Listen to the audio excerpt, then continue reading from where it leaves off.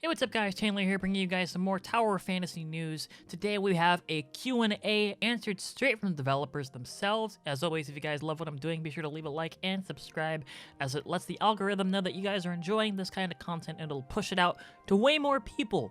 Recently, after Hada Studio finished the second closed beta test, they put up a Q&A with some frequently asked questions being answered by the developers. Of course, it was fully in Chinese and wasn't actually fully translated until yesterday, and it was translated by notable community member REW, so shout out to them, thank you so much for your help. Today I'm going to be reading through it, going through some facts, and leaving some things open for discussion and seeing what you guys have to say.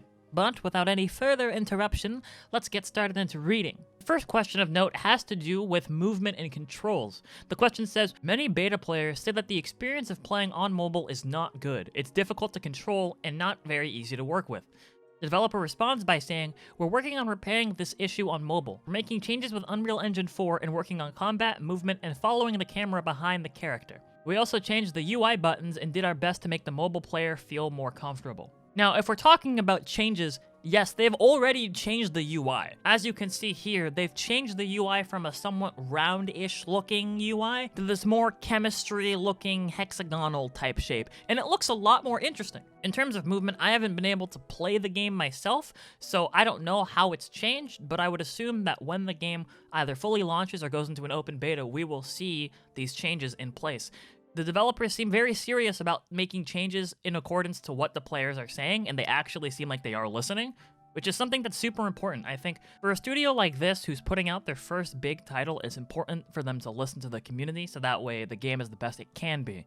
And they truly seem to care about what the community has to say. So I'm excited to see what these new changes to combat and movement are, and I wonder if they're going to be any better. Likely they probably will be, but we're going to have to see for ourselves. The next question is, will the story and character design change? The developer responds by saying, we will definitely work on the story word for word so that the story rhythm gets better. Tasks and missions will also increase.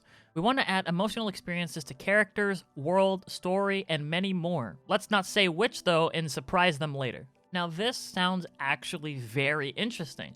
I don't know the story too well because it's not translated into English, and we can only kind of put things together through context clues, but for them to say that, hey, we're working on the story and we're still trying to make it better this close to a release, that's kind of promising. Now, I don't think they're going to be changing the entire story. I think the plot points of the story have been decided, they're done, they're set. I think this question is more in reference to dialogue. This question probably has more to do with what characters are saying, what the lines are in certain stories, things of that nature. And if they're willing to accept that maybe the rhythm of the story is a bit sluggish or a bit too fast-paced, and they're willing to fix it, that is all I need to see, because it shows that they care. Again, going back to what I first read off, it shows that Hada actually does care about making this game a very good, immersive experience. Also, with them noting that tasks and missions will also increase is such a good thing because it adds more content to the game itself. Hopefully the content they're adding isn't anything boring or fetch questy,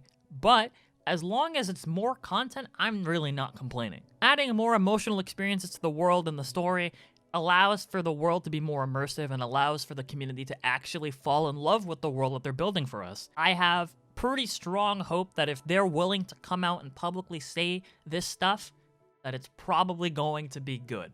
The next question has to do with combat specifically. It says that a bunch of players are worried about combat and the feeling it gives.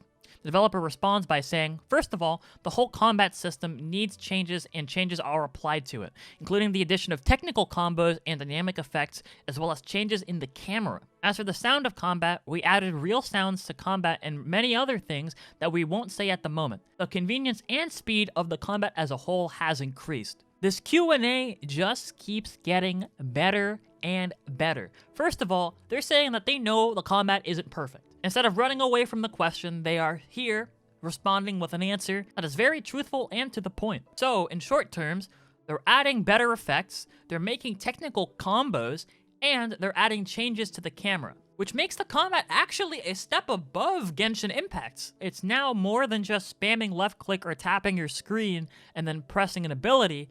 There is actually combos and special effects that can happen in the fights as well. It seems that what they're doing right now is adding depth to the combat system, which is important. If you have a PvP part in the game, it's kind of important to have depth to your PvP system. They've also confirmed that they're working on the sound design, the sound engineering, to make it sound the best it can, and again, a bunch of other changes that they can't really say at the moment, but they're saying that the convenience and flow of fighting has gotten better. It just seems like things are going up. Things are increasing and getting better. The next question has to do with mimics. If you don't know what those are, check the video above. In short terms, mimics are basically characters that you can pretty much just turn into. You can look like them. The question says, there were only 4 mimics in the game at this time. That was very little. Will there be more? The developer responds by saying, yes, we will add more SSR and SR weapons and mimics, and we will continue to do so after the game is released. This is kind of a given. You would expect the devs, especially of a game like this, to add more content, weapons, characters, things of that nature. I mean, if you think about it like this, the more weapons and characters they add, the more people will roll and spend money on banners. So it works out. I just hope that the characters and weapons themselves actually look good or provide actual content or value in the game itself. The fact that they're adding characters and content means that the game is going to continue to evolve even after the game is released. The next question is, what did you add to the gameplay during this time? The developer responds by saying that the exploration section continues to progress, and the Dreamland section, the house building and private island section, if you don't know what that is, check the video above, as well as the co-op section, has a lot more additions. Not too surprising, they're just saying that they're still iterating and evolving the game as it currently is. They're adding more to exploration, adding more to house building, and adding more to co-op just to make the game better, just to add more to the game to make it full of features and full of things to do, so that way when it fully releases, you're not stuck there going, now what? So those are pretty much all the questions that we needed to know about the game's progress and what it's doing so far.